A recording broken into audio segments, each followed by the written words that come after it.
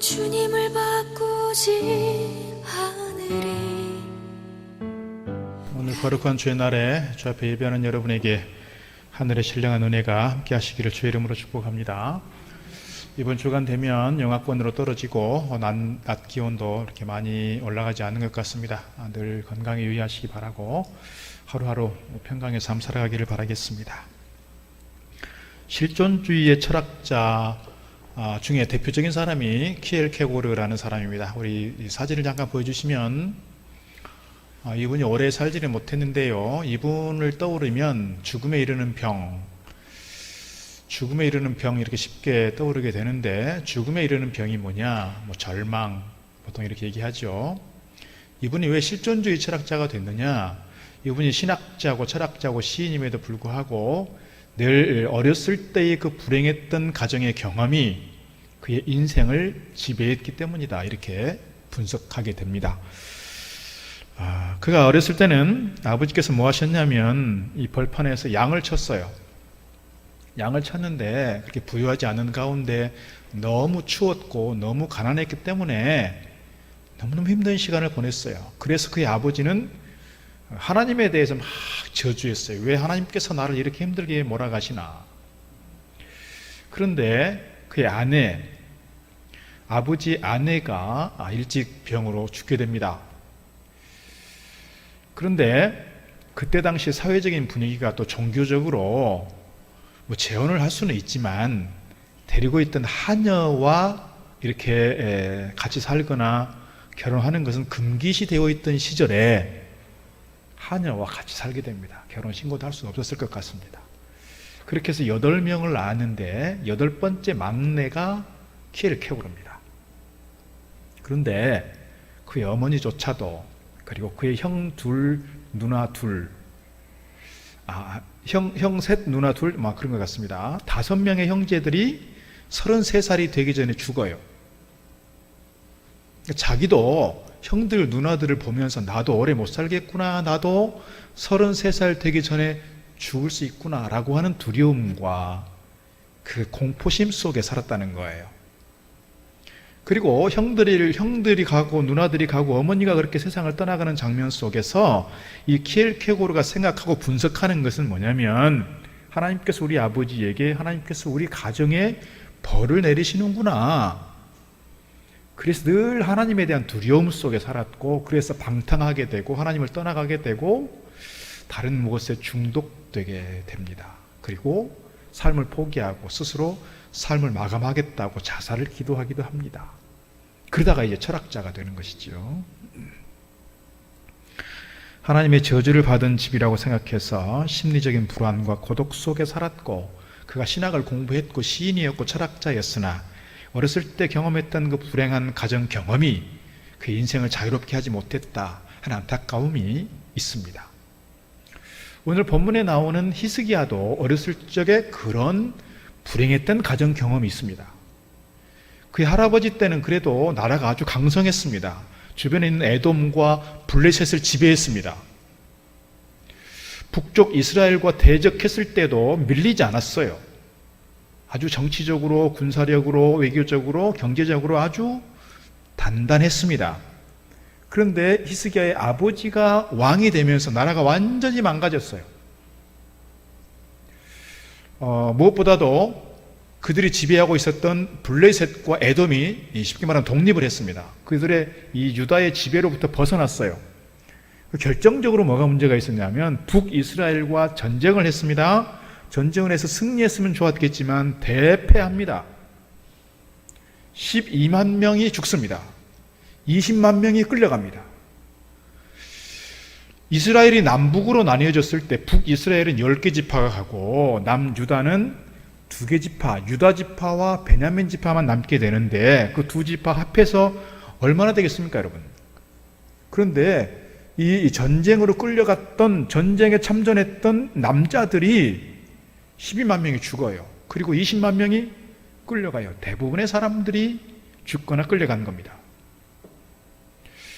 자, 그렇게 한번 생각을 해보세요. 그렇다면 남유다의 이 작은 땅덩어리 안에서 대부분의 남자들이 끌려갔으니 한 집 건너 한 집은 뭐예요? 다 죽었거나 끌려갔거나 농사 지을 사람이 없습니다. 경제가 완전히 파탄났습니다. 외교적으로 완전히 무시당하고 수모를 당하고 있습니다. 이런 상황 속에서 그 아버지가 돌아가시게 되는데, 보통 왕조들이 있으면 보통 왕실들이 있고 왕의 묘실들이 있는데, 백성들이 데모를 해가지고 아버지가 그 왕의 묘실에도 들어갈 수 없도록 그렇게, 즉 왕권은 완전히 바닥에 떨어져 있는 상황이 되는 겁니다.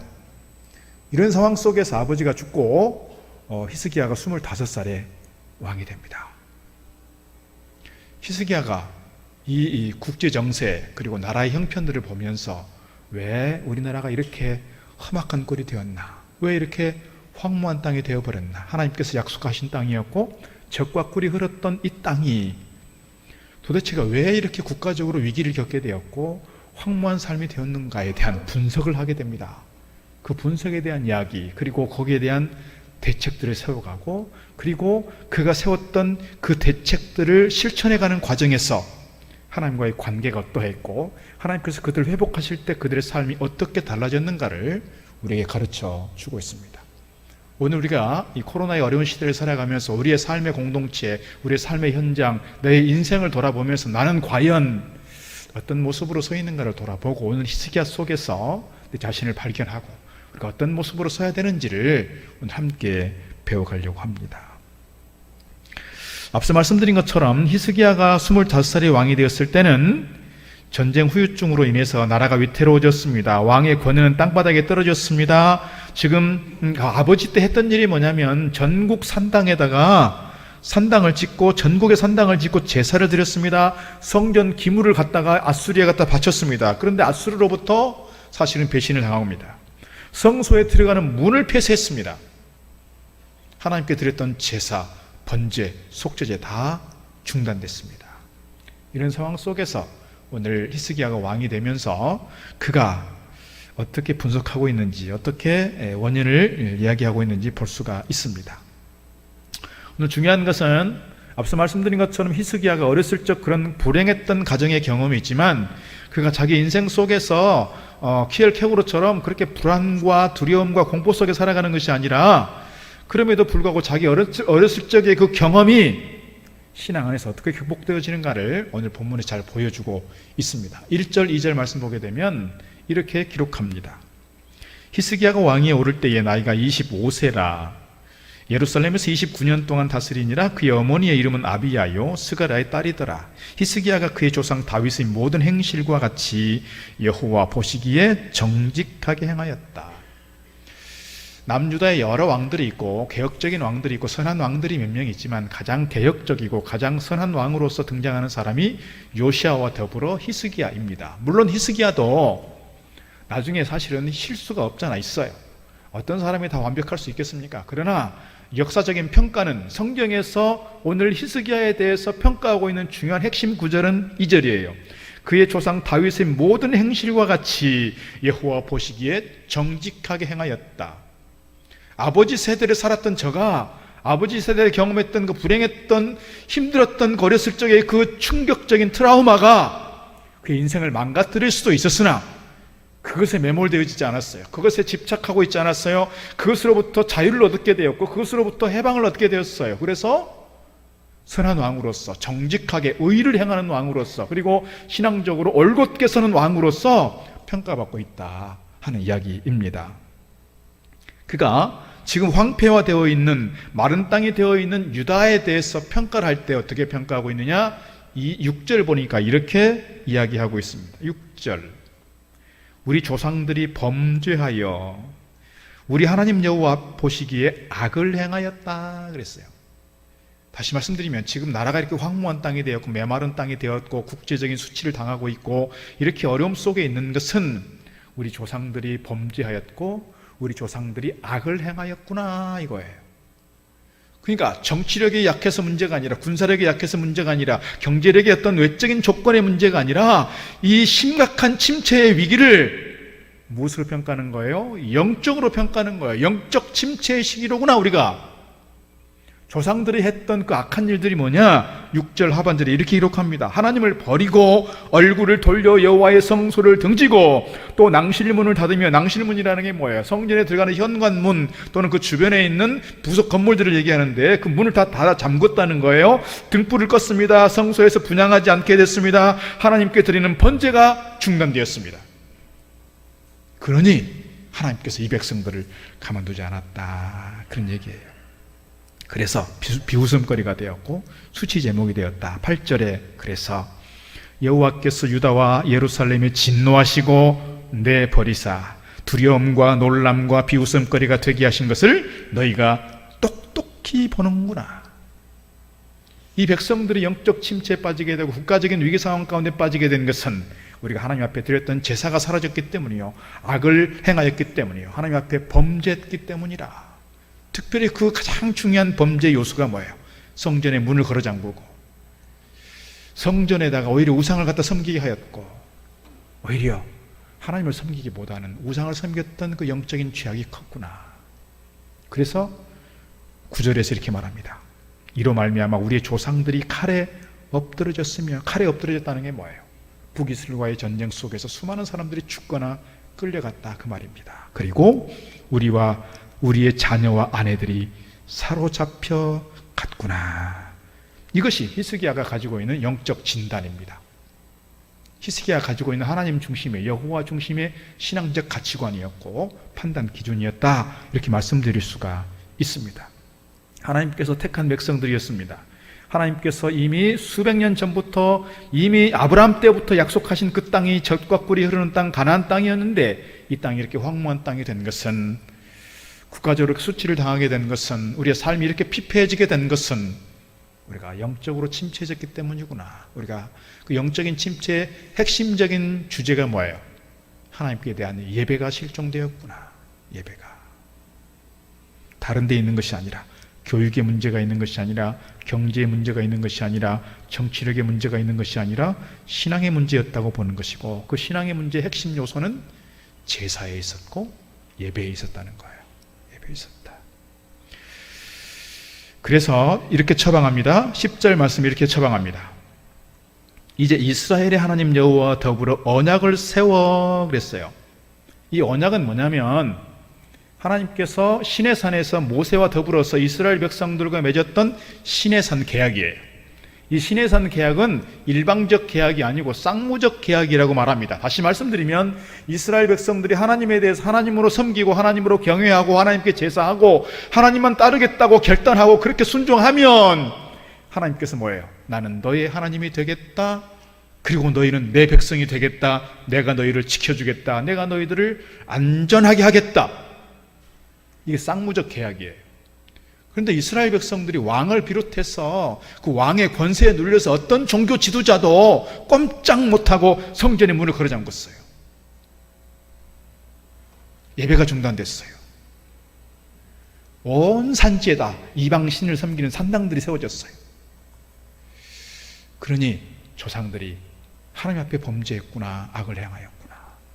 이것이 오늘 히스기야가 가지고 있는 영적 진단이다, 그 말입니다. 그래서 그 언약을 다시금 세우고 10절 하반절, 그 맹렬한 노를 우리에게서 떠나게 할 마음이 내게 있다. 11절 내 아들들아, 그래서 내 아들들아는 뒤에서 다시 언급하겠지만 제사장들과 레위인들을 얘기하는 거예요. 제사장들과 레위인들이 뭐 하는 사람들이에요?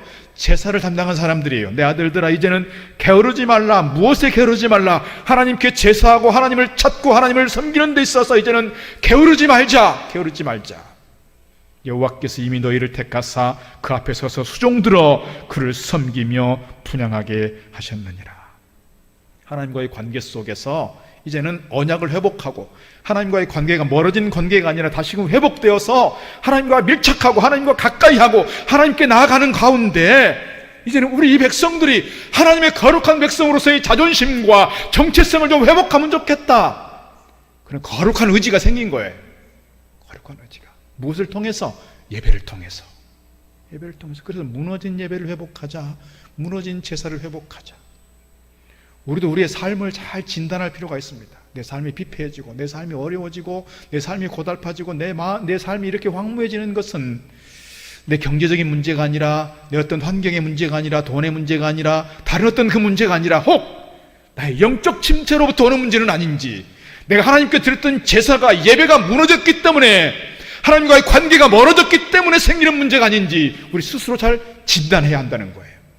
이것이 오늘 히스기야가 가지고 있는 신앙적 기준이었고 신앙적 가치관이었다, 이렇게 말씀드릴 수가 있습니다. 그래서 히스기야는 하나님께 진정으로 드리는 그 예배가 회복되기를 바라면서 장치를 또는 조치를 취해갑니다. 어떤 조치를 취해가느냐, 가장 먼저 한 일이 첫째 해 첫째 달에, 다시 말씀드리면 그가 왕으로 등극하자마자 시작한 일이 있다 이거예요. 그게 뭐예요? 3절 첫째 해 첫째 달에 여호와의 전 문들을 열고 수리했습니다. 여호와의 전이 문이 잠겨 있었잖아요. 그 문을 열어 제꼈습니다. 그리고 그 문을 수리했습니다. 그 다음에 4절 이 일을 맡길 사람들을 찾아서 광장에 모이게 합니다. 4절 제사장들과 레위 사람들을 동쪽 광장에 모았다 그랬습니다. 누가 필요합니까? 이제는 성전을 관리하고 하나님께 드릴 제사, 하나님께 드릴 예배를 주관할 하나님의 사람들이 필요한데 누가 해요? 제사장들이 해요?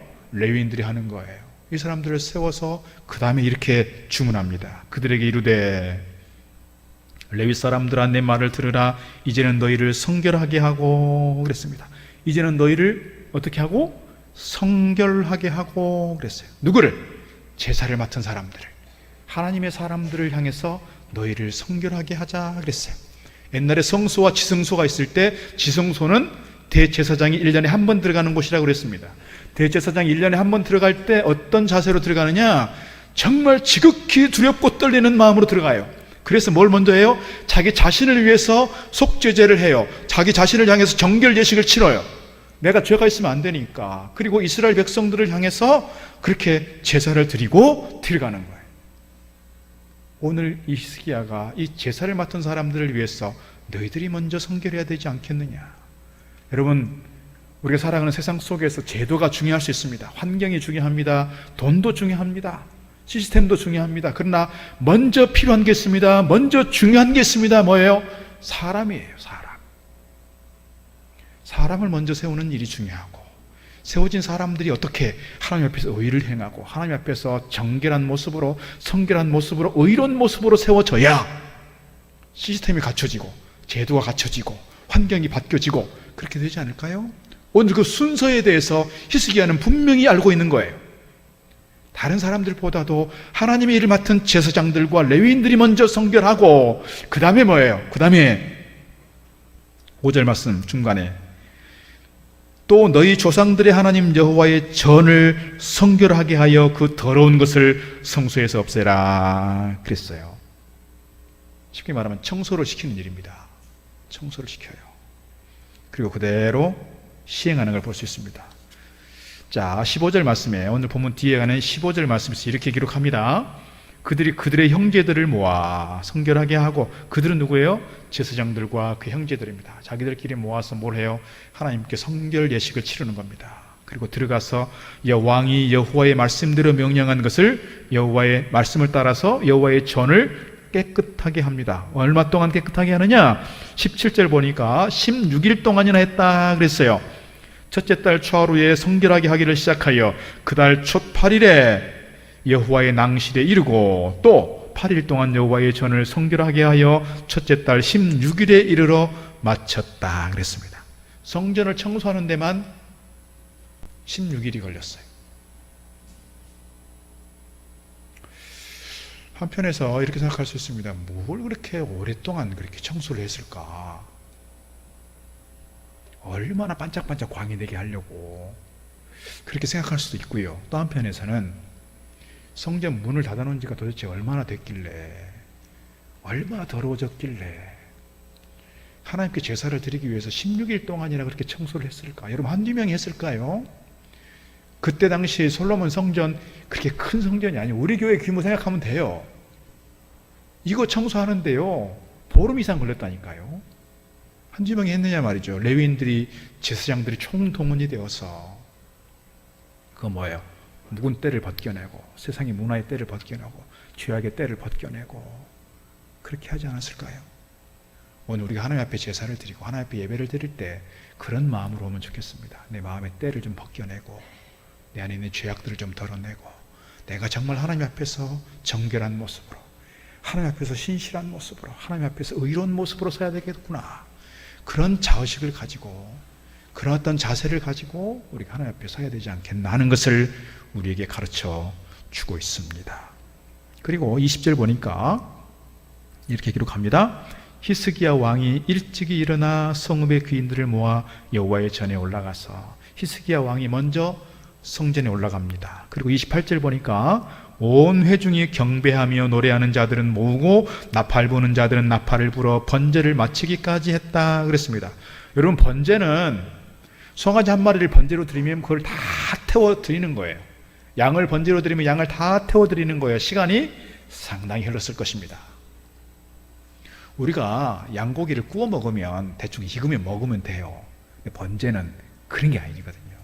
속죄제나 속건제나 이거는요, 이렇게 하나님께 태워드리는 내장이나 태워드리지만 고기는 나눠 먹는 거예요. 근데 번제는 그게 아니에요. 다 태워드리는 거예요. 냄새가, 한편으로 생각하면 고기 타는 냄새가 뭐 이렇게 향기롭다고 성경에 계속 향기 그러는데, 하나님의 관점에서 그러는 거예요. 우리 입장에서는 그 냄새가, 살 타는 냄새가 상당히 역겨웠을지 모르겠습니다. 그런데 그것을 하나님께서 기뻐하시고 그걸 받으셨다는 거예요. 그런데 이렇게 제사가 진행되는 동안 뭐 했다는 거예요? 온 백성이 함께 참여했다. 그리고 찬양대가 노래를 불렀고 악기를 맡은 사람들은 그 제사가 끝날 때까지 악기를 연주했습니다.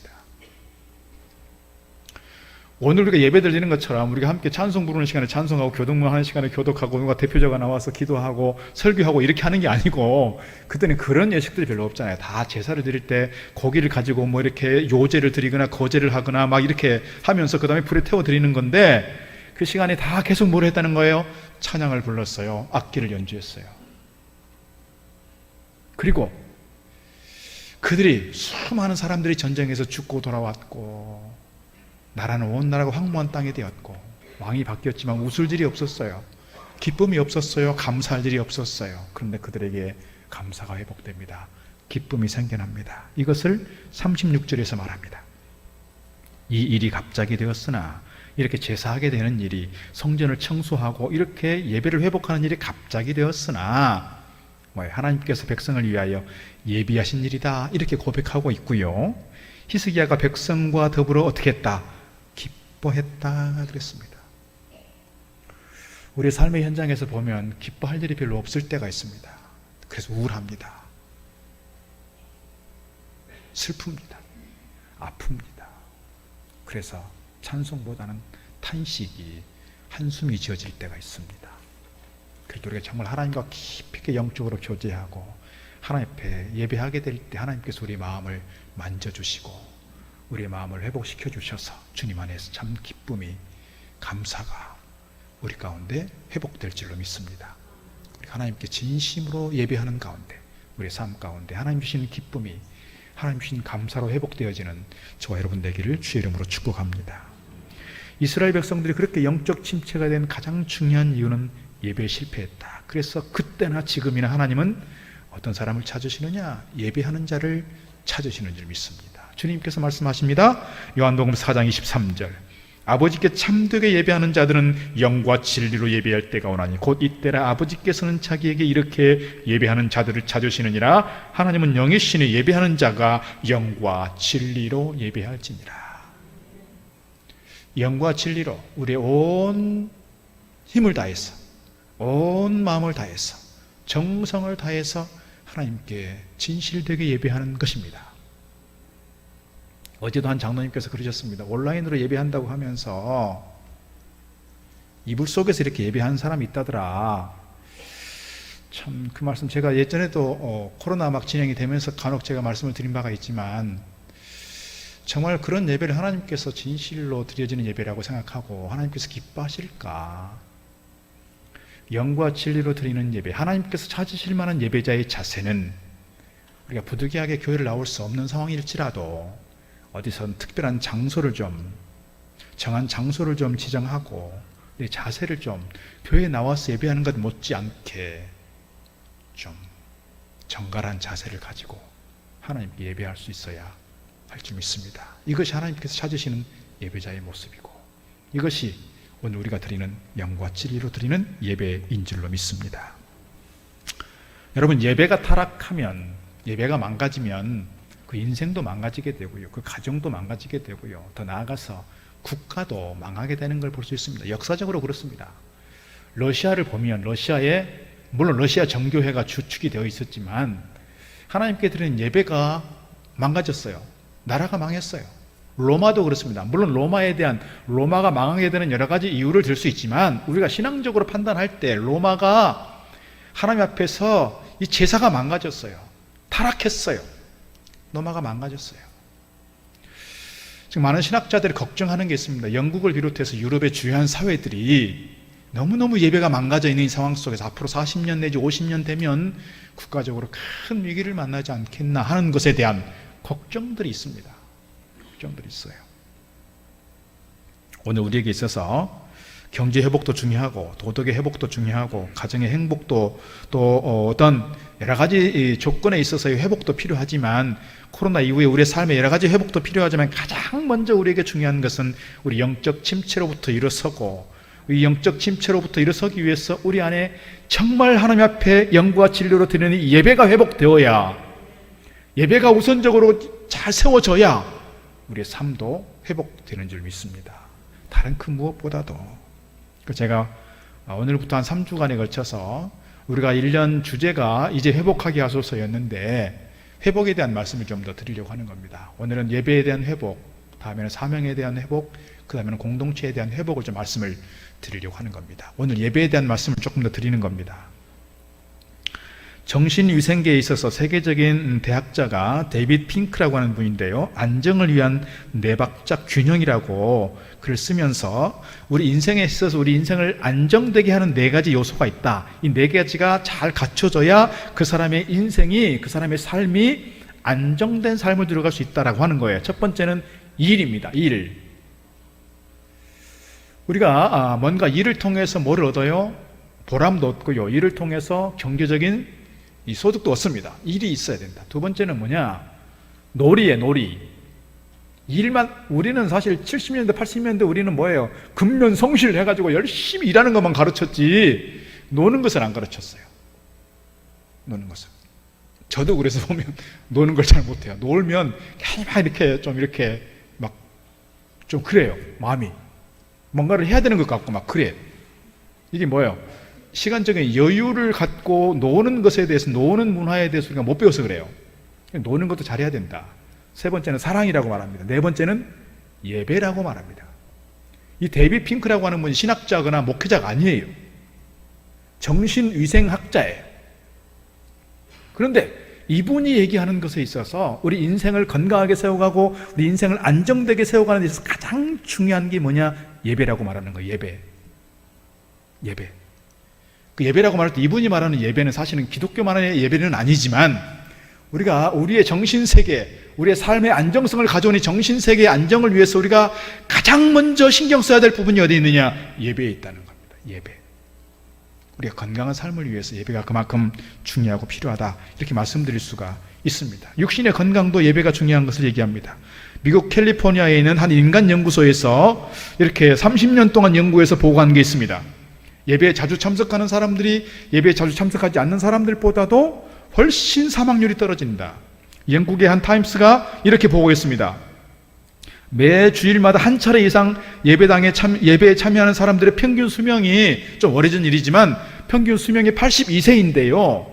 그렇지 않는 사람들은 75세.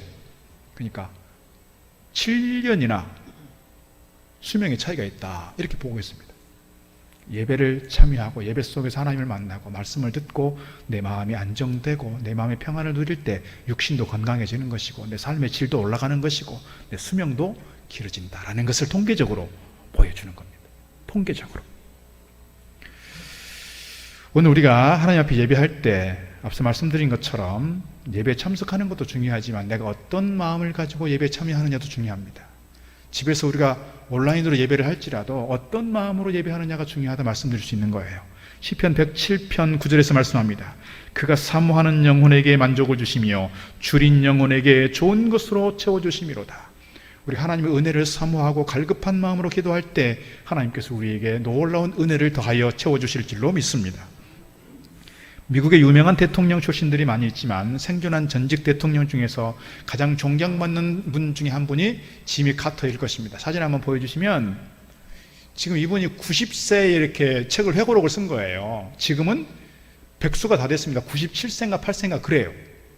정말 이분이 장수하시면서 지금도 세계를 다니면서 헤비타트 같은 운동들 하시고 사랑의 집지기 운동하시고 이렇게 막 갈등이 심한 그런 전쟁이 일어나는 그런 지역에 가서 이렇게 평화사절단으로 일하시기도 하고 뭐 그런 분입니다. 이분이 그러니까 4년밖에 못했지만 오히려 이분은 퇴임 이후에 더 존경받는 분입니다. 우리나라의 대통령들을 보면 참 많이 안타깝습니다. 이런 분들을 보면 너무 부럽습니다. 우리나라 어떻습니까? 퇴임을 하면서 명예롭게 퇴임한 분들이 거의 없잖아요. 지금도 전직 대통령 두 분이 교도소에 가 있습니다. 전직 대통령들 중에 대통령 예우가 박탈당한 사람들이 있습니다. 참 많이 안타깝습니다. 우리나라도 정치적으로 좀 이렇게 좀 많이 발전하면 좋겠다 그런 바람이 있습니다. 이분이 77년도인가 이렇게 이제 후보가 돼서 막 다니면서 이제 이 후보 대통령 선거운동을 했습니다. 지금도 보면 유력한 대통령 후보들을 뭡니까 막 기자들이 쫓아다니고 지지자들이 쫓아다니면서 막 이름을 부르고 막 그렇게 야단을 치잖아요. 이분이 다니는데 기자들이 70명이 따라다니는 겁니다. 기자들만. 근데 이분이 꼭 주일 되면 어디를 가냐면 자기가 옛날부터 다니던 그 작은 교회를 가는 거예요. 조지아주에 있는 작은 시골 교회를 가는 거예요. 그럼 대통령 후보가 되면 큰 게 몇만 명씩 모이는 교회에 가서 성경 들고 기도도 좀 하고 나 교인이라고 나 그리스도인이라고 그렇게 좀 보여줘야 이 교회 다니는 사람들이 아 저분 크리스찬이구나 하고 이 표도 주고 그러지 않겠어요? 그런데 이분은 그렇게 하지 않았어요.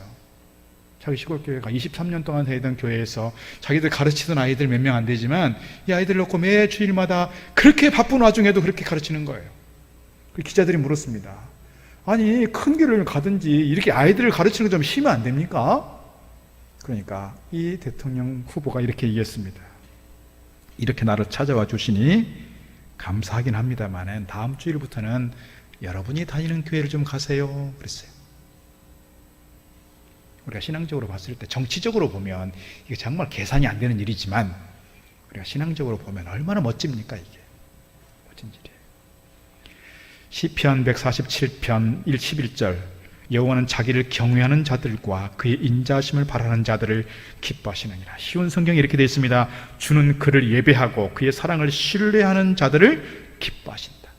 하나님을 경외하고 하나님을 예배하고 하나님을 신뢰하는 자들 하나님께서 기뻐하신다. 이렇게 분명하게 우리에게 이야기해 주고 있습니다. 오늘 본문 이후에 보면 20절 말씀에서 이렇게 기록하고 있습니다. 히스기야 왕이 일찍이 일어나 성읍의 귀인들을 모아 여호와의 전에 올라가서 일찍이 일어나 귀인들을 모아서 여호와의 전에 올라갔습니다. 그리고 24절 보니까 중간에 여러 구절들이 있습니다만 24절 마지막에 이렇게 기록되어 있습니다. 온 이스라엘을 위하여 번제와 속죄제를 드리게 하였습니다라 그랬습니다. 온 이스라엘 위해서 사람들을 대동해서 가서 성전에서 제사하고 예배했습니다. 다시 20절 올라가 보면 히스기야 왕이 일찍이 일어나 그랬어요. 일찍이 일어나. 우리 노인학교에서 소풍을 가자 그러면 1년에 봄에 한 번, 가을에 한 번 가는데 우리 어르신들이 이렇게 소풍 갈 기회가 별로 없잖아요. 그러니까 노인학교에서 소풍 가는 걸 되게 기다리세요. 아침 9시에 출발합니다. 그럼 막 어떤 분은 막 7시부터 와가지고 아니 왜 아무도 안 나와 있어요? 막 전화한다고요. 왜 그래요? 막 그 소풍 가는 거에 대한 막 설레임이 있잖아요. 설레임이. 그래서 막 약속 시간보다 막 2시간 전에 나오셔가지고 아침도 안 드시고 나와가지고 기다리고 있는 거예요. 오늘 아마 히스기야가 그랬을 것 같습니다. 내일이면 우리가 안식일에 제사할 수 있다. 내일이면 내가 하나님께 나아갈 수 있구나. 얼마나 설레는 마음인지 그런 마음으로 아마 성전을 찾았을 것 같습니다. 오늘 우리가 교회 나올 때 그런 마음이면 좋겠어요. 오늘 주일이니까 교회 가야지 바쁜데 얼른 갔다 와야지. 이런 마음보다는 오늘 주일인데 얼마나 설레는가, 얼마나 감사한 일인가, 그렇게 설레는 마음으로 와서 예배하고 그렇게 하나님을 기쁨으로 찬양하고 섬기는 가운데 오늘 우리의 영적인 침체가 다시금 살아나기를 바라고, 우리 예배가 회복됨으로써 하나님께서 우리의 삶에 기쁨을 주시고 우리의 삶을 회복시켜가는 거룩한 일들이 우리 가운데 있기를 주의 이름으로 축복합니다. 기도하겠습니다. 하나님 아버지 감사합니다. 오늘 히스기야를 보면서 영적 침체로 진단했고 이것을 벗어나기 위해서, 극복하기 위해서 하나님과의 관계가 회복돼야 한다는 것을, 예배가 회복돼야 한다는 것을 우리에게 가르쳐 주셨으니 감사합니다. 코로나의 어려운 시대에 상황적으로 어려운 것만이 아니라 우리가 혹시 영적으로 침체되어 있는 것은 아닌지 돌아봅니다.